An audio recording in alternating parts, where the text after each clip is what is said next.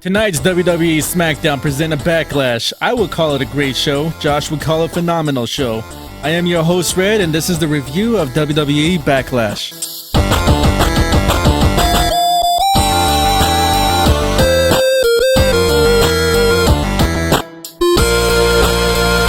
What's up, Misfits? You got Red and Josh here. If you want to say hi, Josh. What's up, Misfits? All right, let's just get right into it. We just saw the crowning of a new WWE champion. We just saw Jinder Mahal shock the world. Well, the Maharaja has come to be. And if you've been following the reviews for the past few weeks, I've been excited for this. There's been, instantly right now, this is moments after the show ended, there has been a revolt against this. But I don't get why, because SmackDown's rebuilding. They built in the excuse of the Singh brothers, and we got a new WWE champion. SmackDown's going to be interesting. What are you complaining about? I don't know what everybody's complaining about. I am very happy about this. I popped for when that happened, and as you could tell, a lot of people were shocked in the arena itself, in the crowd. And then once they come to the realization that Jinder Mahal won, when he was doing his posing and everything with the WWE Championship, everybody was cheering him. So there's always this is kind of what makes this kind of exciting, because people are all like, "Oh my God, now I don't want to watch because this guy was a jobber a year or 2 years ago, and now he's WWE champion." I'm all for this only because they have actually built towards it. Yes, they should have done it way earlier when he was still on Raw and he was jobbing out. They should have known. If WWE did things the right way and planned stuff out, then they should have known in a few months we need him to be strong. Let's not job him out. But that's not how WWE works. Instead, they did the trades, the superstar shakeup. Jinder got to SmackDown. They started building him. Within a week or two, he had the Singh brothers. You knew he's going to be a chicken shit heel. So the brothers are going to come into play at some point. And are you really going to complain because Randy Orton's not the champion anymore? Oh, I'm sorry, I couldn't see vintage Orton to keep the belt again for what, a 13th or 14th time? This is something different. Let's embrace it. If you follow it the way that Red and I do, you know that WWE's going into India and they need a star. Why they would build that star as a heel, I don't know, opposed to making him a face, but it is what it is. I don't know. I'm excited for this, if only because SmackDown's going to be interesting. You have a whole bunch of new potential promos. Maybe they'll go crazy. I don't know when WWE is going to go to India, but if and when they do, if Jinder's still champion, how are actual Indians going to react? That's kind of cool. We don't really see that ever. I don't get what people are complaining about. Randy Orton, you know what you get out of him. He's solid. He's not going to try. He's pretty much been in standby mode ever since WWE made him take a concussion from Brock Lesnar. He doesn't give it his all. Orton's a main event guy because he's a main event guy. It doesn't hurt that he lost. I don't get the instant feedback that you and I are looking at right now. I don't know. I see it as I don't get it. Like, what some people, they look at this and it's like this is different. Like they SmackDown already called themselves the land of opportunity. Even AJ Styles, who's one of the I feel like he's the best wrestler that's in WWE right now, and he's also saying that that's where all what was that thing he said, that the SmackDown makes him and then Raw takes him. Yeah, and that's not false. Yeah, and that's what they're doing here with this one. I mean, Jinder Mahal, new WWE champion. I was going all for him.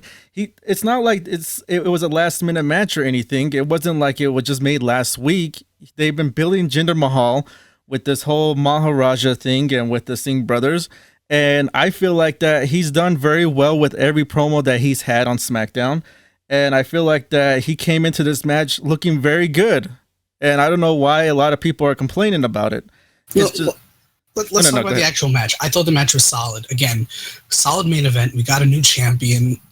If you only pay attention to the past 4 to 6 weeks, makes sense. Yeah. I mean, it does make sense, but the actual match, I enjoyed the match. I mean, I think the crowd was kind of sleeper throughout most of the match, but still, it was a pretty solid match. I mean, you got, like I said, Jinder Mahal. He's I think he's done very well with the promos, and I feel like he went into this match with Randy Orton. I gotta admit that this match that Randy Orton defended his used to be his WWE Championship. This match was better than what he was doing with Bray Wyatt. I feel like this whole feud I feel like this whole feud is better than what he did with Bray Wyatt. So I 100% agree with you. Yeah, so why not bring up somebody else? I mean, come on. It doesn't make sense why people are getting mad about this.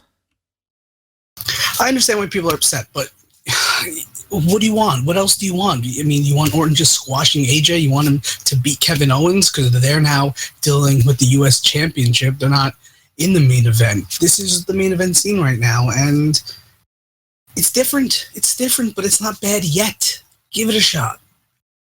I mean, if you want to go see the same people go and get the same title shots and everything, just go and watch Roman Reigns. I mean, that's what they're all doing on Raw anyway. So let's just go with that. But overall, I feel like this match was pretty good, in my opinion. No, I thought it was a solid match. I liked how Randy, right from the get-go, when they were doing the championship intros, he attacked Jinder first. Like, it's not like Randy didn't necessarily not take Jinder seriously. The whole match was relatively... It's exactly what I expect from a WWE Championship match. Regardless of who's in it, it's two opponents that are brawling, fighting, wrestling to find out who is better. Why? Because the WWE Championship title is on the line. Whoever is better gets to have that belt, be the champion, make more money, have the spotlight on them. I was happy with this. Yeah, I was happy with this. And even like you said, Randy Orton's the one that attacked first before the bell even rang. It was during introductions when he attacked him. I really feel like in the past weeks, Jinder Mahal really got under the skin of Randy Orton. And Randy Orton's just all like, you know what, screw this. I'm just going to kick his ass right now before the match even starts. And he underestimated. Granted that Jinder didn't win 100% because he is better, but he's got the Singh brothers that were very active throughout this match. They had a presence, and their presence paid off for him. Well, let's see what the fallout's going to be. I don't know why people will complain about this either. I mean, it's been done before, and it's just that it gels really well with Jinder Mahal and the Singh brothers. I mean, it's nothing different than what Evolution. It's nothing different than what the Four Horsemen, NWO, D-Generation X, any of those. I mean, he used the Singh brothers in his group, just what they were supposed to do, and look at him now. He's on top of the world right now.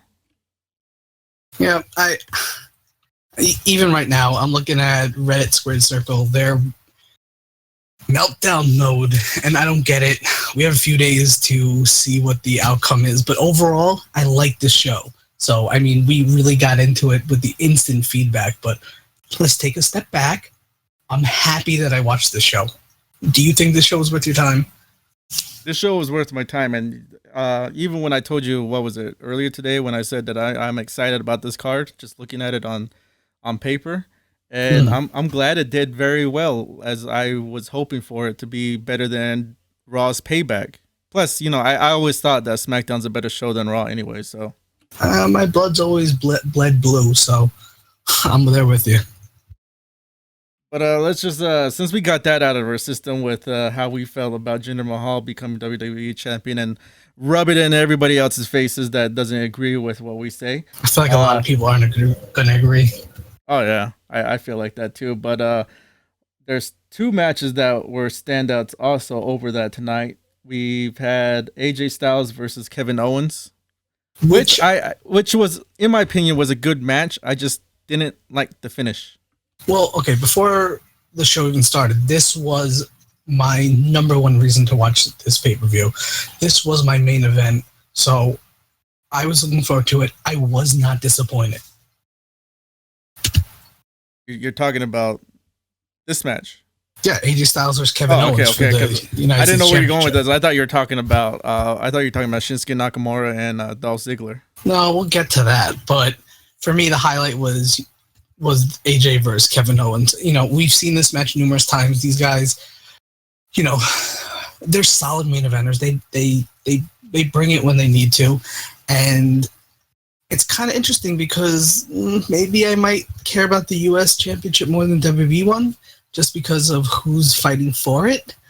But I'm a huge AJ Styles mark, and Kevin Owens always grabs my attention.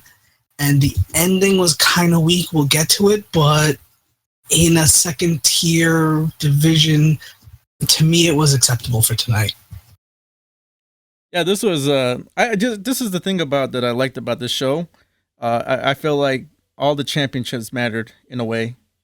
You had, like we said, we were passionate about what happened with the WWE Championship, and I feel like the feud between Kevin Owens and AJ Styles with it being for the United States Championship, I feel like they made the title actually matter in this. I mean, Kevin Owens has been going around saying he's the new face of America, and I feel like they're putting some type of like standard for the U.S. Championship of having that type of title put on your name, you know.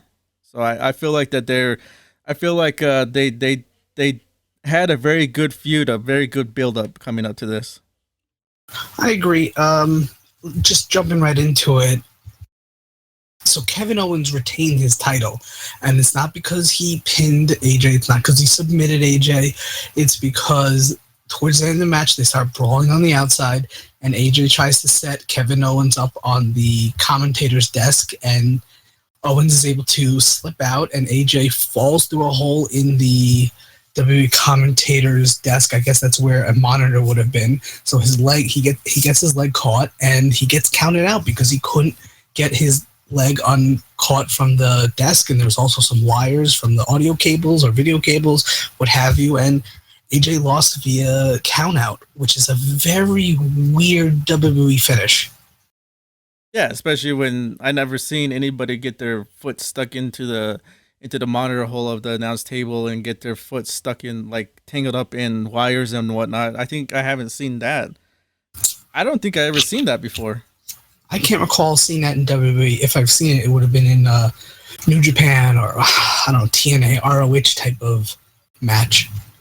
Right. So overall, the physicality of this whole match, like the whole technical wrestling, these guys were putting in moves that we don't see every day. Even from both of them, they were putting out those like type of main event moves. It reminded me of them trying to steal the show throughout the whole thing, like be the top one, be the one that's hard to follow and whatnot. And I feel like these guys are pulling everything out.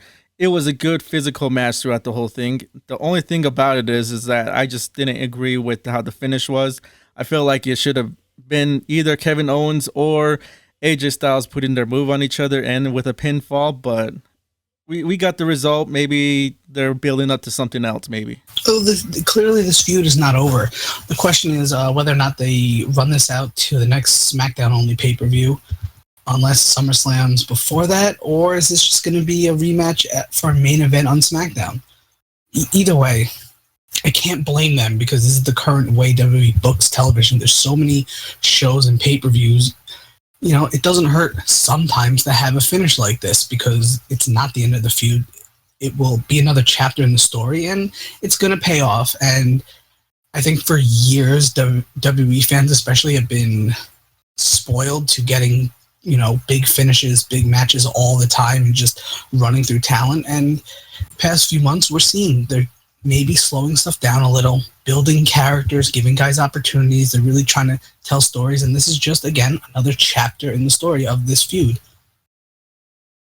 All right. So overall, it was a good match. We both agree it was. There's just some part of it that we didn't agree on as well. So, but overall, I feel like the next one that was on top of the list of top three was Shinsuke Nakamura and Dolph Ziggler.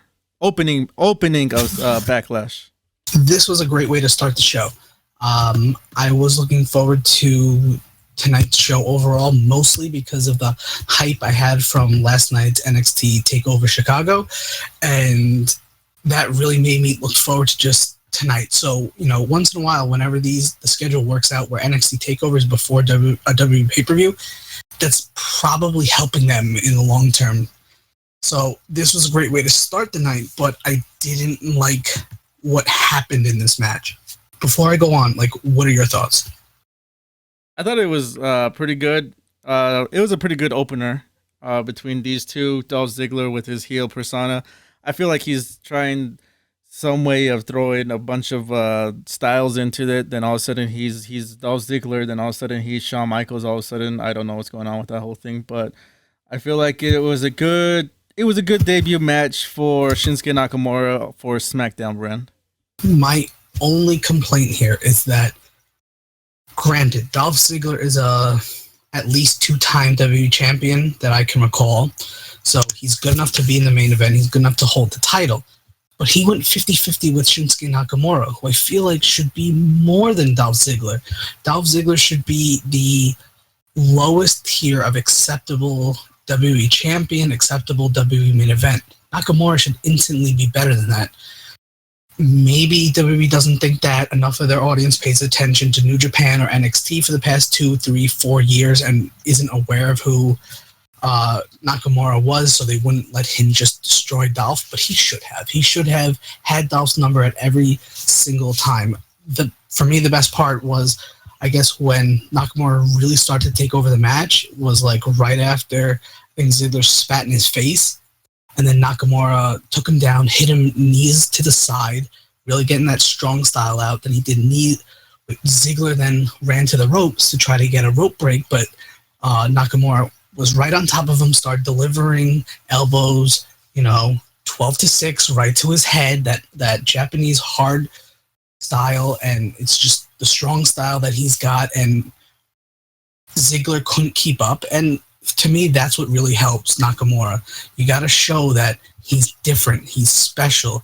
He's not your average WWE superstar. They had to go across the world to go get him from the number 2, arguably number 1 promotion in the world, and they got him, and now he should just run through the WWE town because they're not better than him, but they're not pushing him there yet.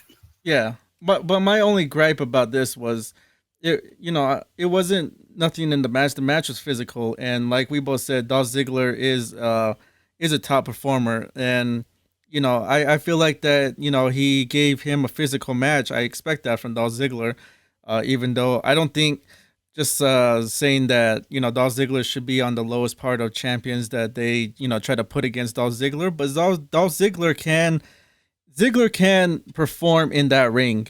It's just that he's not getting the push. They tease that he's going to get a push, and then all of a sudden he's back to doing other little stuff here and there. My other gripe about this is that with My gripe with this is like JBL talking about kind of like I think it was Tom Phillips that pointed out the accomplishments of Shinsuke Nakamura, about him being the IWGP champion, doing this, accomplishments in New Japan Pro Wrestling and whatnot. The thing is that JBL was like downplaying that none of these is as big as being in WWE, because they only named like a couple of people that he went against in New Japan Pro Wrestling, like AJ Styles and Brock Lesnar. But there's a lot of history with that Shinsuke Nakamura did, and there's a lot of accomplishments that he's done in New Japan Pro Wrestling with a lot of top guys that's over there. Yeah, and but I understand WWE's mentality is not to push other companies. They want you to think that WWE is number one by far. There is no number 2. There's not even number 3. It's all WWE. So I understand that, but again, you and I, and the people who listen to this, we're different type of fans who know better. So what it comes down to is if you meet a fan in real life who's like, oh, I just love, Shinsuke, but he's not as good as John Cena, you have to kind of be like, I want to give you, go to YouTube, look these matches up, and, really think about the sentence you just said. Of course, and I don't know. It's just one of those things. Like we both have too much knowledge about certain guys that were at New Japan Pro Wrestling, and they're it's just little stuff like that gets said like that kind of bothers us. It's like people getting triggered about Jinder Mahal. I mean, that's how it feels with us in some cases. No, I understand, but it is what it is. There's different type of wrestling fans. It's fun to debate. It's not fun to argue. So when I do meet WWE fans who only know WWE, I try to, look at that as a very unique perspective. You only know this one thing. You only know what Michael Cole is telling you is cool and what's what. So it's fascinating sometimes to see just someone who only knows WWE and then maybe try to guide them towards being, hey, instead of being a mark, be a smark. There you go. And let's just get through the rest of the matches real fast. I just want your quick opinion about Tyler Breeze and Fandango, the Fashion Police going against the Usos. I actually like this match. Yeah, actually.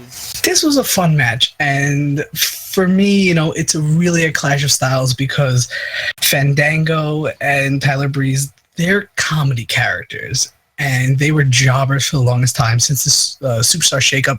They've been promoted, but the Usos, since that, they're playing this Samoan street hood fighter type of gimmick, and I like how they made these two styles mesh. The comedy angst of the Fashion Police, they got into the head of the Usos. They got them a little, off their balance, and they took advantage of it because the fact is, Breezango, they're two solid workers. They have a silly gimmick, but in ring, crisp. They hit everything the way they should be. You can't complain if you actually watch the match. So, unfortunately, they didn't win because the Usos are a better team, and I wanted them to win because if you follow SmackDown for the past year, the Usos are better. If you follow the past 4 years, they've always been a better team, so they deserve to win. And maybe if they build to a rematch, Breezango will take it a little more serious, and they should rewatch tonight's match and realize the only reason they lost is because they didn't take it serious enough. So for me, I'm looking forward to the next two where this goes too. Yeah, I really feel like if DIY didn't break up, like I told you, we would have saw them come on SmackDown going against the Usos. I'm fine with NXT not being canon and just bring up DIY. Nothing happened. Nothing happened. Don't even worry about what happened to TakeOver. Okay, real fast. Sami Zayn, Baron Corbin. I really didn't pay attention to this one too much. I was just going for Baron Corbin, but we know that he didn't win. Yeah, I knew this was going to be a solid match. You got two good workers. Sami Zayn, obviously, top talent guy, but they're not pushing him the way he should be. But Baron Corbin has been solid since he was called up from NXT, and working with Sami only helps him in the long run. And I thought Baron Corbin was going to win. I think most of us did, but what this match taught me is I should never underestimate the underground underdog. So that's on me. Yeah, see, I mean, we I think I agree with you on that one as well. Other sleeper match that I feel like I wasn't really paying attention to was Eric Rowan and Luke Harper. I think Ash and I spoke about this, that these are two big guys, more Luke Harper than Eric Rowan, but they're big guys that are very athletic, and I didn't necessarily expect the athletic match they had, but we've seen this a few times also, so not 100% surprised, but I can't complain about this match. It's weird that there's still this kind of Bray Wyatt family drama going on when he's on a different show now. And it's just weird that, SmackDown's still phasing certain storylines out, figuring out what talent they have, where these characters can go, and what the future is going to be. And then we also got the Welcoming Committee going against Charlotte Flair, Becky Lynch, and Naomi. This match I watched, I thought it was good. I didn't 100% pay attention to it because it just felt like maybe Charlotte's just going to turn heel here. I don't know what her character's really doing. And I really think maybe SmackDown's hurting since Alexa Bliss isn't there. I'm such a huge Alexa Bliss mark. Yeah, that's the thing about it is that I feel like, Alexa Bliss made that whole SmackDown Women's Division, and then she got traded, and now I feel like she's making it kind of looks like, the one thing about Raw that I would have to give it to them is Alexa Bliss, that she kind of woke up that division on that side, and now I feel like SmackDown's women's division is kind of slacking in that sense. Yeah, so this match was just a match to me. If you want to go over the ending, that's cool. Yeah, I mean, Natalya got Becky Lynch into the sharpshooter, and Becky Lynch ended up submitting. I don't like that she's the one that took the fall on that, but I think they're pushing Naomi more, and I don't know what they're doing with Charlotte, so Becky's the one that got, unfortunately, dealt the job to job. There you go. All right, so that should be it for our review of WWE's SmackDown's Backlash. So if you guys liked anything that you heard on here, make sure you guys leave a like. Also, if you guys enjoyed it, if you guys want to hear more later on, make sure you subscribe to the channel as well. And like I always tell everybody, for Josh's sake, Josh. For my sake, please leave a comment. There you go. But other than that, like I said, like, subscribe, leave a comment, and then we'll talk to you guys later. But we'll see you guys later on. Later.